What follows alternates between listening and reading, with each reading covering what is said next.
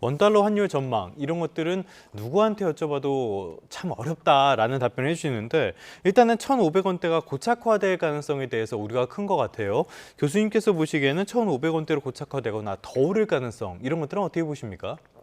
사실 저희가 지금 사태가 일어나기 전에 어떤 관세 리스크와 해외 투자가 늘어나는 것으로 인해서 1,500원에 갈 가능성에 대해서는 좀 논의를 좀 해왔습니다. 그렇죠. 예. 근데 그러니까 어느 정도 1,500원이 돌파될 가능성이 있었는데 그것을 어떤 정부의 어떤 개입이라든가 이런 것들로 잘 방어를 해왔던 건데, 근데 지금 중동 전쟁이랑 유가, 달러가 강세가 이어지면서 이게 1,500원이 뉴 노멀이 될 가능성이 사실 높아졌다라고 예. 봐야 되는 것 같고요.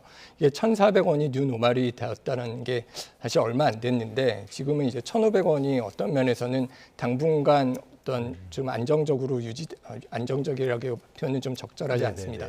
1,500원이 굉장히 우리한테는 당분간 이제 머물러야 될 가격이 으로 되어 있을 가능성도 있는데 고착화라고. 예, 고착화. 네, 죄송합니다. 근데 반대로 이게 유가가 조정이 된다거나 아니면 당국이 개입을 할 경우 이런 경우에는 다시 1,420원이나 1,450원으로 되돌려질 가능성도 있습니다. 네. 물론 상단이 열려져 있다라는 얘기도 합니다. 이거는 뭐 1,600원까지 갈 수 있다라는 의견도 있는데 이거는 모든 위험이 좀 한쪽으로 쏠렸을 때 꼬리 위험이라고 하죠. 그러니까 유가가 뭐 120달러 이상을 네네네. 해서 뭐 올라간다든가 미국 경기가 좀 뭐 어떤 신용시장의 위축이 온다거나 이런 걸로 해서 극단적인 상황이네요. 극단적인 상황에는 1,600원을 어떤 대비해야 될 가능성도 있지만 일단은 1,500원대에서 움직일 가능성을 우리가 충분히 인지하고 대비를 해놓는 게 안전할 것 같습니다. 1,500원도 우리가 지금까지 경험했던 환율에 비해서 엄청나게 높은 수준이니까요. 끝으로 금리 이야기해 보도록 하겠습니다. 최근 금리가 많이 높아지고 있고요. 한국이나 미국이나 이러다 금리 인상 기조로 돌아서는 거 아니냐 이런 우려도 나오고 있거든요. 최근에 이렇게 인상설까지 도는 것들 근거는 있는 이야기라고 보십니까? 일단 최근에 그 단기 금리가 장기 금리보다 더 많이 올랐습니다. 이게 보통 금리의 기간별로 금리 차이가 있는데 장기 금리가 일반적으로 높고 단기 금리가 낮다면 최근 며칠 동안에는 장기 금리가 오르는 것보다 단기 금리가 많이 올랐고요. 예. 이런 단기 금리는 사실 통화 정책의 방향성에 의존을 많이 하는데요. 이게 단기 금리가 오르니까 통화 정책이 그러니까 한국은행이 이자를 올리는 게 아니냐라는 우려도 나오고 있는데요. 예. 사실 통화 정책을 보면 그 한국은행은 기준금리를 동결할 것이다. 적어도 6개월 동안은 동결할 것이다라는 것을 한국은행이 점도표에서 보여준 상황이기 때문에 뭐 금리 동결이 더 맞지 이런 상황에서 금리 인상을 한다고 보기는 좀 어렵습니다.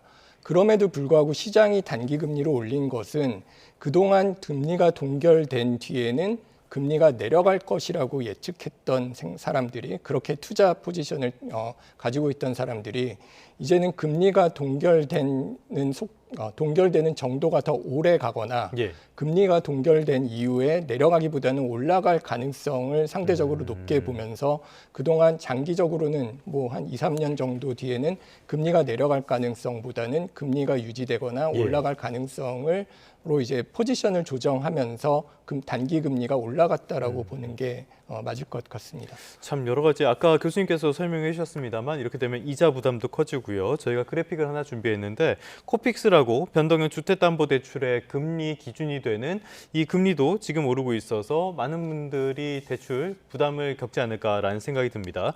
자, 지금까지 살펴본 많은 것들, 유가 상승, 환율 상승, 그리고 금리까지 이런 것들은 스태그플레이션이라든지 경기에 대한 타격 같은 걸 시사하는 부분이 많잖아요.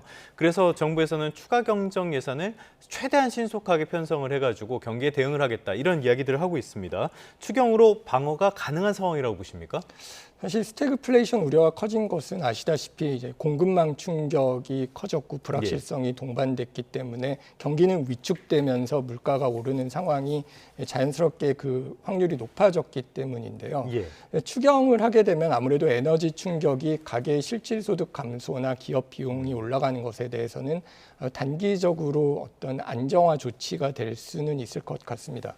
근데 문제는 이게 추경이 근본적인 문제를 해결해 주지 않는다는 거죠.